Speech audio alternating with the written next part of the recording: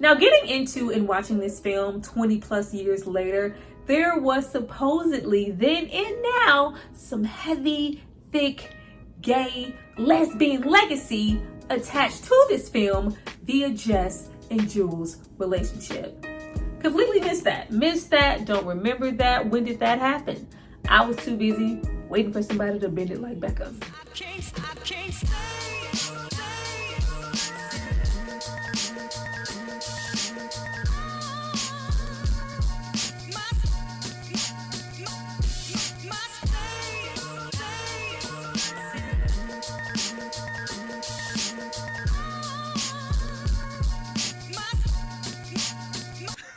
Hi you guys, welcome back to my channel. It's Tyra here with another struggle review, here to discuss Bend It Like Beckham. Now this movie is from 2002 and it stars Parminder Nagra and Keira Knightley. Now before we get into all things football, not soccer, because it's football over there, I need you guys to drop down and subscribe to my channel and like this video. I'm going to give you guys a moment to do that. Then we're going to come back and discuss why this movie was not only really successful, but why has it managed to have so much staying power with it being such a simple concept. Go back.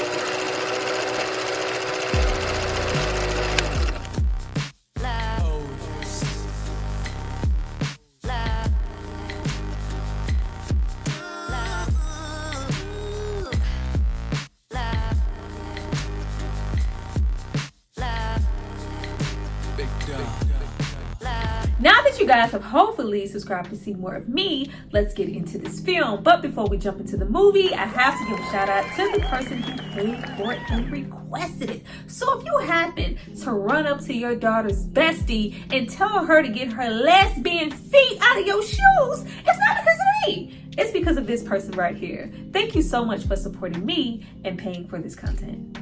Now, this movie was directed, written, and produced all by Gurinder Chadha, with most of her film catalog either being book adaptations or Indians who live in England, with Bend It Like Beckham by far being her most successful, which was very shocking at the time due to this film being on the lower budget independent side and our lead actors being unknowns. Keira Knightley, only 16 years old here, going on to be one of those Hollywood darlings, starring in films like Pirates of the Caribbean, and Parminder Nagra finding most of her success in voiceover work or television. For me, it was one of the few films early on I saw as a kid that had an Indian lead, most definitely an Indian female lead. It was this film and Mississippi Masala. Those Indian or Hindi Bollywood-esque films just weren't as present as they are now. It wasn't as natural for me to watch something like The Three Idiots, Queen, The Lunchbox, or masterpieces like The White Tiger, Slumdog Millionaire, and RRR. This film was not only that first representation, but you got a peek into their culture, traditions, food, family values, things like the sari dress, the term Punjabi, and don't even get me started on the wedding. The prep, the parties. This was the first movie where I was like, ooh, if I could just get to one of them functions one time, I guarantee you I'm going and I'm living my best life. I'm eating all the food and living my best freaking life. All the parties, the dancing, the color palette, it just looks so rich and decadent. Don't even get me started on the soundtrack. Like, Indian music is so universal. it's like you may not understand one word that's being said, but it translates and makes you bop a little bit. It's a whole lot of that present in this movie. Like, if you get, I don't know what that song is. I don't know. I'm not saying nothing that he said because I don't know what he said, but it sounds very, meet me around the corner around 7:59. I don't know what that song is, but it slaps. Like, it's a lot of that here. It's a lot of bops here. Now we open this film with Jess's current idol, who she looks up to and confides in, David Beckham. We do have some stock footage from him. He did want to make an appearance in the movie, but there was a conflict with his schedule. The title of this movie is, of course, based on his infamous kick, where he is able to curl his foot and curb the ball. Then it didn't matter if you knew about football, soccer, if you were into it. Everybody knew who David Beckham was. He was handsome, he was chiseled, he was great at the game, had all these versatile hairstyles, and was married to Posh Spice. Jess, in comparison to most of the girls who surround her, especially her older sister Pinky, isn't really hyper feminine and girly, boy and man obsessed, materialistic, a little self-absorbed, or even her family's traditional Punjabi culture, pursuing marriage, being domesticated, and academically successful.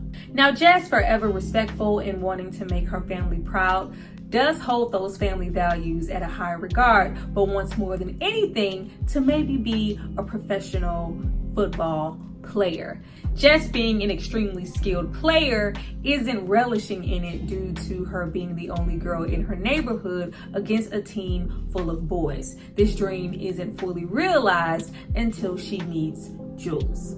I really enjoyed the early portions of the film where Jess is taunted and made fun of because she's not the stereotypical girl and she's a girl trying to play a man's sport. It is very 2000s. This is the era of us getting Blue Crush, she's the man, stick it, whip it, girl fight.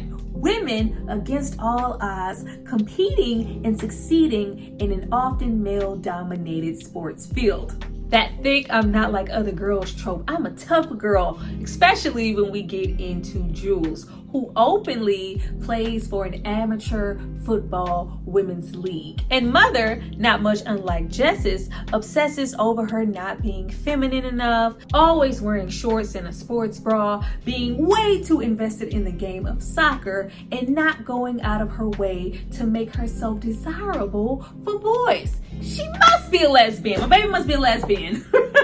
All those stereotypical traits and check boxes for somebody to maybe consider that you could be a lesbian. It's the end of the world for Jules' mom in this film at the fact that she might like girls. But before jumping into the more queer aspects of this film, there is a whole lot of focus on not only Jess and Jules' friendship building up via them spending more time together on this team, but just the aspect of soccer, football itself, and just how intense of a sport it can be, the repetition, and the toll that it can take on your body. There's all these close-up shots, and scratches, and bruises, and sweat, and it's really, really shot well in that aspect. Those are more so the simplistic elements of the film when we get into the game of soccer, as well as Jess lying to her parents and sneaking around just to play the game, as long as wedding consumed Pinky covers for her.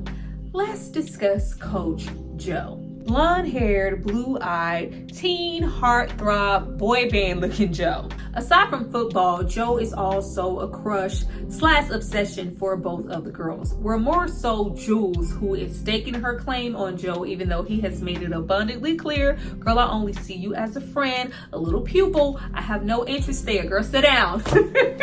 Jules, crush or not, blows the entire situation out of proportion just simply because Joe prefers and is attracted to Jess. Sharing common interests, scars, a love for the game, and a disconnect from their fathers when what they want most is just their admiration and support.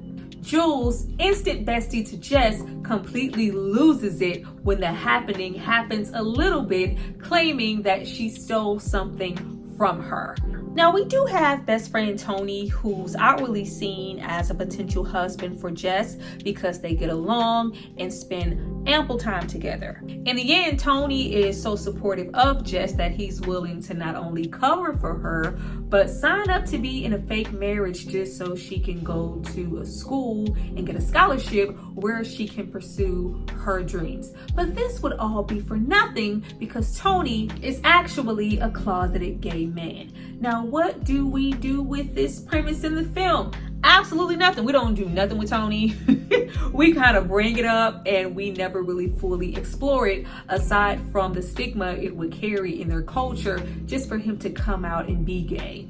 Where the movie really shines is Jess finding the strength to stand up on her own and go for what she really desires against her parents' scrutiny and disapproval. Invest in your intellect, make that good Punjabi dinner, put on that sari, and be a good wife.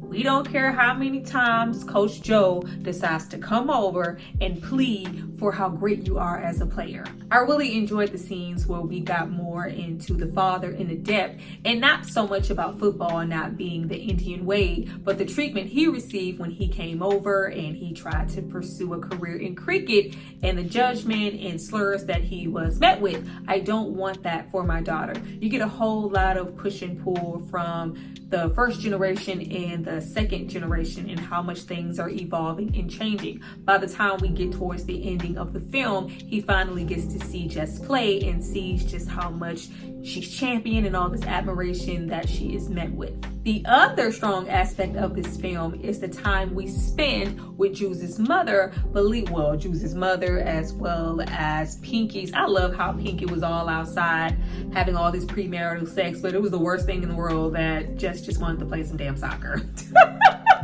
But we also spend time on Jules' mother believing that Jules and Jess have a physical relationship and that her daughter is gay, and oh my God, it's the end of the world. It's a complete overreaction and played for laughs here in the film. Moments of her overhearing their conversation, or the likes of Pinky's in-laws seeing them embrace on a corner and believing Jules to be a blonde-haired boy. From what I could see on YouTube, Google, Reddit, there are multiple conversations of the director and writer intending this to be a coming-of-age, lesbian, sporty, Indian love story where Jess and Jules end up together, but choosing not to follow through with it, being that it may have been too bold for the times and for the Indian culture. Is there really an ounce of evidence to support that theory? Not really. But watching the film, I see how someone could maybe get that. There are so many scenes, so many scenes and montages of Jess and Jules not only spending time together as friends, loving soccer, buying cleats and whatnot. No, there are these long gazing situations, especially on Jules' behalf, and these little glances. It's just really suggestive, but it can be all disguised under the umbrella of, I just have strong admiration for this person because they're so good at soccer. With any mention of a boy or dating to either one of them, you are pretty much met with an ill. I don't have time for that. But you continue to see them engaging, laughing, all this constant closeness. But once again, it could just be girls being friends. Even the scene where Jules, he was off limits. You knew it. When she just loses her mind at the sight of them kissing, it could also be interpreted as, I actually wanted Jess to kiss me. It also doesn't help that Jess has these growing feelings for Joe, but doesn't feel like she can lay a relationship with a blonde-haired, blue-eyed, non-Indian man on her parents and at the same time tell them she wants to go away and explore football. It's a bit too much. Jules also, blonde hair, slim, all right. I definitely understand there could be some queer undertones here to this story. Be that as it may, we are left with Joe and Jess. Joe's whole situation, being older, being their coach, didn't sit right with me anyway. So yeah, I ain't like that. I didn't like that. But we do spend a lot of time with Joe suppressing those feelings for Jess and trying really hard not to show her any favoritism. But the movie really kicks off for me in a major way when we get into how committed Jess is to both her family and soccer. She doesn't want to give up one over the other, and she tries to devote time to both. We get conversations of classism, arranged marriage, spirituality, traditional expectations, and we do all this while not only giving us the aspects of soccer, but also seeing how important it is for Jess to maintain the two. I did like the fact that she didn't completely go against the grain and drop everything she was raised up on, her family, just in support of what she wanted to do, opting to go to her sister's wedding. With her father finally seeing beyond the family and giving Jess the blessings to go and play. Love when she curves the ball this around, like all this little family, all this extra stuff. I'm bending it like Beckham over all of this. Getting into the wedding and just the prep, the party before the wedding. It's hot. It's hot. I want to go. Like the fact that we even just really get into the parties in the Indian family. Like, it was a little ratchet. It was a little ratchet, you know, the wedding. Meet me around the corner around 7. We was meeting around the corner at 7:59 every single time. Everybody was having the best time ever. Like it was lit. It was lit. Once again, let me know where I have to be, where I can get an invitation. I would like to pull up. We also have the moments of Jules' mother having the revelation that my daughter isn't actually gay and I've been mistaken this whole time. Once again, I don't know, I think after you see it so many times, especially in the climate that we are currently in, it's not as funny as it once was. But it's just like, I love how she tries to play it off like, oh, I mean, it wasn't that serious. Like, girl, you were about to die inside of the aspect. Calm down. We end off the film with everybody pretty much getting what they want. Jess being able to go off to school and explore more aspects of football with Jules. What happens with Joe though? Do we fully embrace and commit to he and Jess's relationship? I mean, we do a little bit. We do have him get a grander coaching opportunity and in a roundabout way, consider repairing the relationship with his father. Full circle moment between he and Jess. They have so many little cute embraces. We have them go to the airport. The one time the Bend It Like Beckham actually shows up with Victoria and walks by, that's when they decide to kiss and the family is completely distracted. We don't have a sit down moment of, I like this boy, this is gonna be my boyfriend. But we do have the girls board the plane and ending scene of Joe and Jess's father playing a proper game of cricket, displaying that he's come a long way, and we would like to think that he wouldn't come that far for just knowing anybody. He would only come that far for Jess's boyfriend. That confirmation, or Jules and Jess lesbianism confirmation, I never came to this film for that. Anyway, I came here, I'm not even gonna lie, I came here for the soccer. I came here for Jess, the family, the culture, the food, the parties, the function, the tradition. I came here for all of that. And I'm gonna keep coming here every time it comes on for it again. Well, you guys, that was my review for Bend It Like Beckham. I hope you enjoyed it. Please drop down and let me know if you did. How did you feel about this film? Did you ever in your life smell any queerness on Jess and Jules? I would love to know that as well. But thank you guys so much for watching this video. Remember to comment at the bottom. I don't care what you leave. Hit that like button. Share it with a friend. We are trying to get to 30,000 subscribers. Your girl is back. Your girl is posting. I'm coming. I'll see you guys next time for my next video. Bye.